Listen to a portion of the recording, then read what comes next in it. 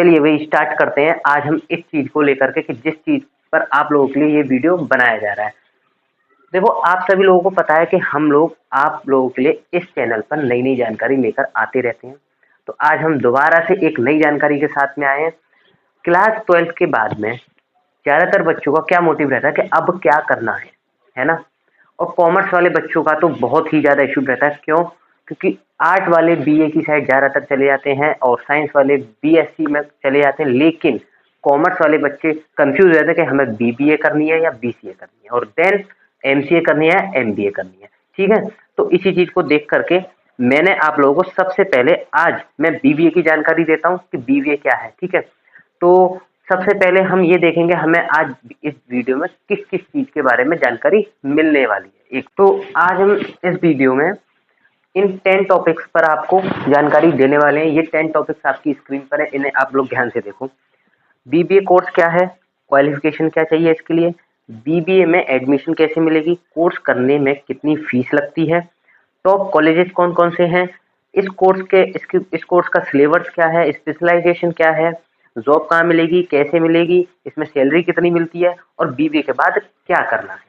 तो इन टॉपिक्स पर हम आपको जानकारी देने वाले हैं। थम जाइए, बैठे रहिए, इस वीडियो को ध्यान से। पहले हम देखते हैं कि बीबीए क्या है। ठीक है, बीबीए बेटा देखो, सुनो मेरे ध्यान से सुनो। बीबीए की फुल फॉर्म होती है बैचलर ऑफ बिजनेस एडमिनिस्ट्रेशन।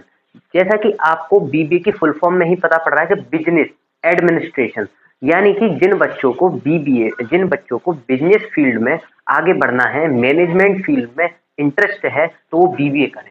ठीक है, बीबीए में आपको सारी बिजनेस स्किल्स के बारे में सिखाया जाता है, मैनेजमेंट के बारे में सिखाया जाता है, और इसमें बहुत सारी स्पेशलाइजेशन भी होती है। वो आगे हम आप सारी चीजें आपको धीरे धीरे बताएंगे। ठीक है, तो इसके लिए दूसरा क्या है कि क्वालिफिकेशन क्या होती है। देखो सुनो मेरी बात ध्यान से। क्वालिफिकेशन बेटा क्या चाहिए इसके लिए? 12th पास चाहिए, क्योंकि ये बैचलर डिग्री है और बैचलर डिग्री ज्यादातर 12th के बाद में ही की जाती है। तो आपको सबसे पहले क्या चाहिए?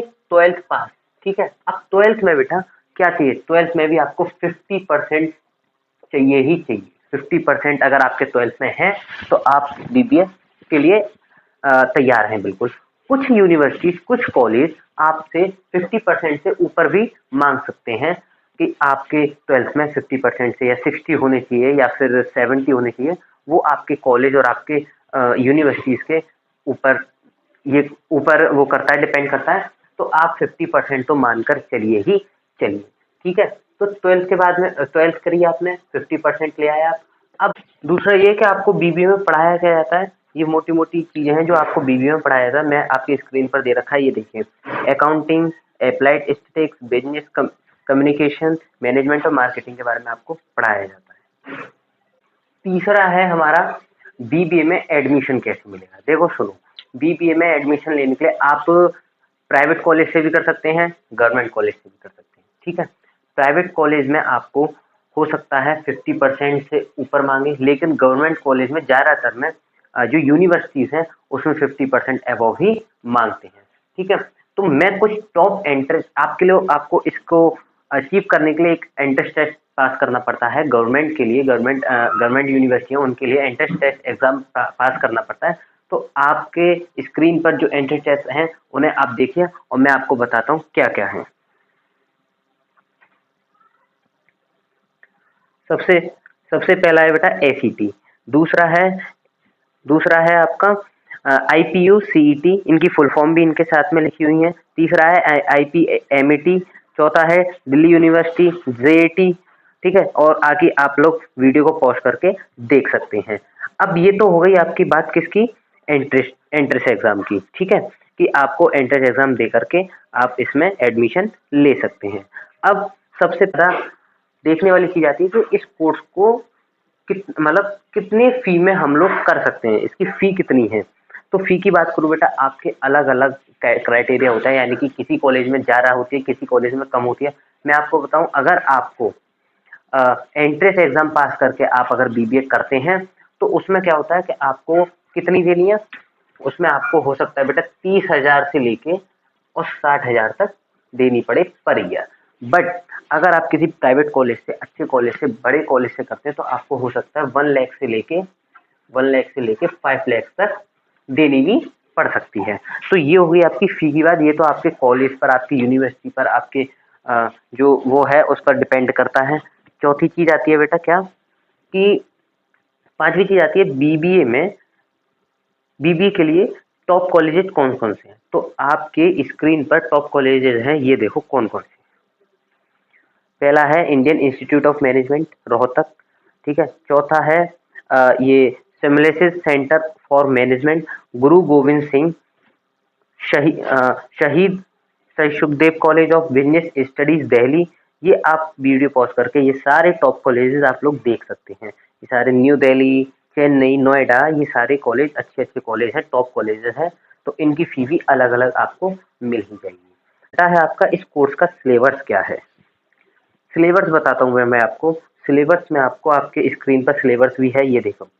बिजनेस, इसमें आपको पढ़ाया जाता है business organisation, business communication, fundamentals of accounting, business mathematics, management concept and practice, और organisational behaviour, management economics, management accounting, ठीक है, business environment, business statistics, marketing management ETC. और भी आपके इसमें सब्जेक्ट पढ़ाई। ये आपके सेमेस्टर के ऊपर है कि इसमें 6 सेमेस्टर होते हैं। हर साल आपको 2 सेमेस्टर क्लियर करने पड़ते हैं, ठीक है। तो ये बीबीए की थोड़ी बहुत जानकारी आपको बहुत कुछ मिली होगी। अच्छा, सातवां देखते हैं। सातवां क्या है कि बीबीए में स्पेशलाइजेशन कोर्स कौन कौन से। मैंने आपको बताया ना कि स्पेशलाइजेशन क्या होता है। देखो मैं बताता हूँ आपको। बीबीए में स्पेशलाइजेशन का मतलब होता है कि आप किस फील्ड में ऊपर उठना चाहते हैं। इसमें भी बहुत सारे फील्ड हैं। मैनेजमेंट के क्षेत्र में एक ही काम नहीं होता है, हजारों काम होते हैं। तो आपके ऊपर है कि आप किस चीज में परफेक्ट हैं। तो स्पेशलाइजेशन का मतलब ये है कि आप जिस स्पेशलाइजेशन से पढ़ाई करेंगे उसी स्पेशलाइजेशन में आपको जॉब मिलेगी।